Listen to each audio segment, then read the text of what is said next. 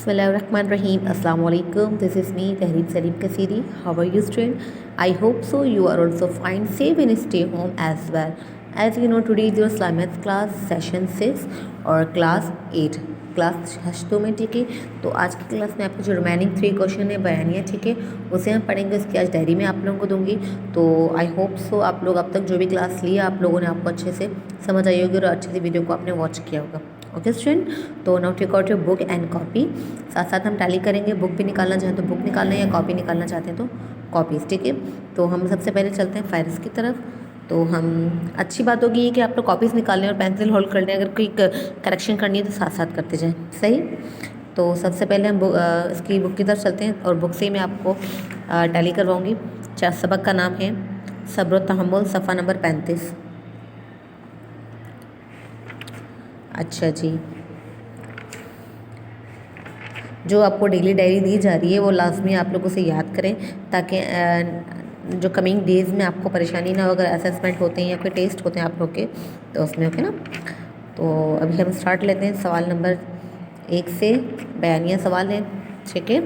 सफ़ा नंबर 35 के बाद सफ़ा नंबर 38 पे सवालात की तफसील जवाब तहरीर कीजिए, ठीक है। सवाल नंबर 1, अहले मक्का और अहले ताइफ ने रसूल अकरम सल्लल्लाहु अलैहि वसल्लम के साथ क्या रवैया अख्तियार किया?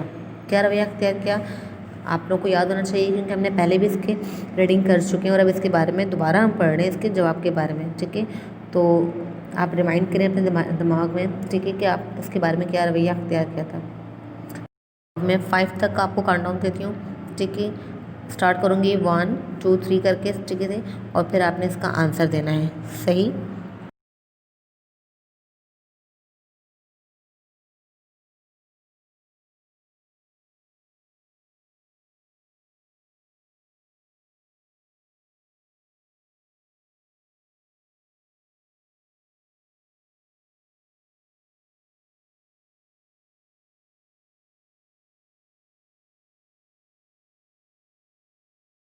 शुरू करते हैं। 5 सेकंड्स का टाइम दिया था मैंने आप लोगों को, ठीक है। नबी अकरम सल्लल्लाहु अलैहि वसल्लम और इनके ख़ानदान का अहले मक्का ने 3 साल तक मुआशरती मुकातिया किए रखा।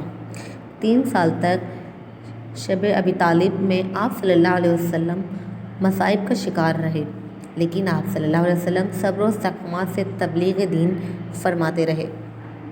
अहले ताइफ ने नबी अकरम सल्लल्लाहु अलैहि वसल्लम पर पत्थर बरसाए। आप सल्लल्लाहु अलैहि वसल्लम को ज़ख्मी कर दिया, यहाँ तक कि आप सल्लल्लाहु अलैहि वसल्लम के जूते खून से भर गए। लेकिन आप सल्लल्लाहु अलैहि वसल्लम ने बदला लेने या बद्दुआ देने की बजाय इनके लिए हिदायत की दुआ फरमाई। तो ये पूरा पहले बयानिया का जवाब है पहले सवाल का। तो आपने यहाँ से यहाँ तक टाली कर दिया होगा, ठीक है। अब हम दूसरे सवाल की तरफ जाते हैं। सवाल नंबर 2, रसूल अकरम सल्लल्लाहु अलैहि वसल्लम को अपनी ज़ाते ज़िंदगी में जिन मसाइब से गुज़रना पड़ा, इनका हाल तहरीर कीजिए। मैं 5 तक आपको काउंट डाउन देती हूँ, ठीक है। स्टार्ट करूँगी 1 2 3 करके, ठीक है, और फिर आपने इसका आंसर देना है, सही।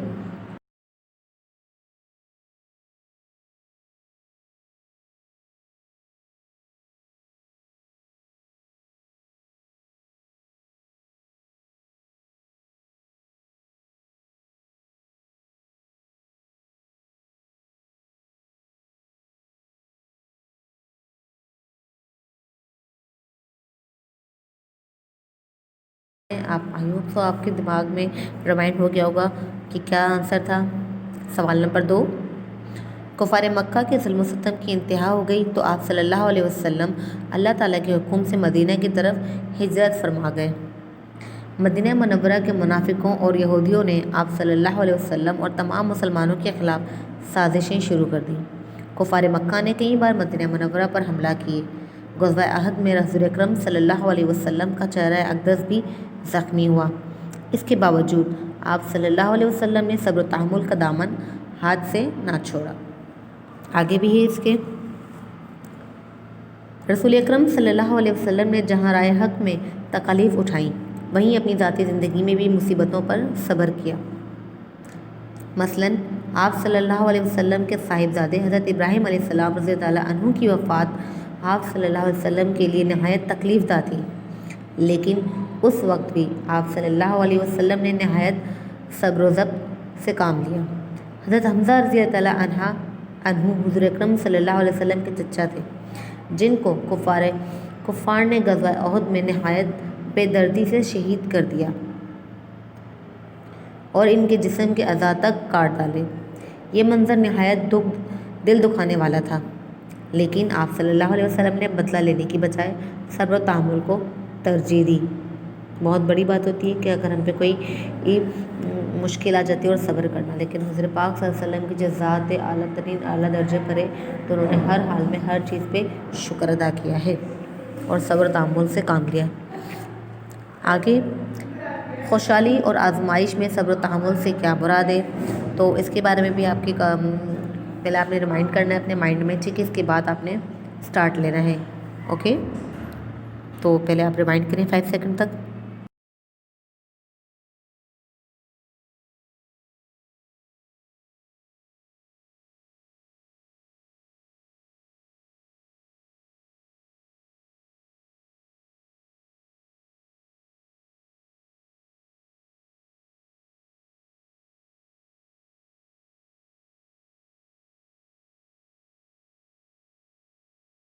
ہم آگے چلتے ہیں اس کے جواب کی طرف۔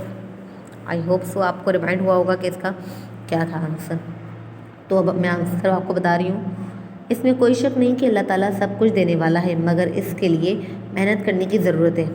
محنت کے باوجود اگر انسان کسی معاملے میں ناکام ہوتا ہے تو اس کو اللہ کی طرف سے آزمائش سمجھنا اور خوشی سے برداشت کرنا چاہیے۔ یہ بھی صبر ہے کہ انسان خوشی اور خوشحالی میں رہ کر خود کو قابو میں رکھے۔ بعض اوقات لوگ خوشی اور خوشحالی میں آپے سے باہر ہو جاتے ہیں اور بجائے اس کے کہ وہ اللہ تعالیٰ کا شکر ادا کریں، الٹا سرخوشی اور ظلم پر اتر آتے ہیں۔ اس لیے اسلام نے ہر حالت میں، خواہ وہ خوشی ہو یا پریشانی، صبر کرنے کی تلقین کی ہے۔ تو یہ 3 بیان یا سوال آج آپ کے ٹیلی کروا دیے میں نے آپ کو۔ اگلی کلاس تک آپ نے اس کو یہ یاد کرنا ہے، ٹھیک ہے، اور انشاءاللہ جب ہمارا نیو سیشن ہوگا تو اس میں ہم نیو چیپٹر سٹارٹ کریں گے۔ اگر اس کے علاوہ کوئی ایکسرسائز آپ کی کاپی میں ہوئی ہے تو پہلے میں وہ کروا دوں گی، ورنہ آپ کے نیو سیشن سٹارٹ کریں گے نیو کلاس سے، نیو چیپٹر، اوکے۔ تب تک کے لیے آپ لوگ اپنا خیال رکھیں۔ اللہ حافظ، take care, C you soon.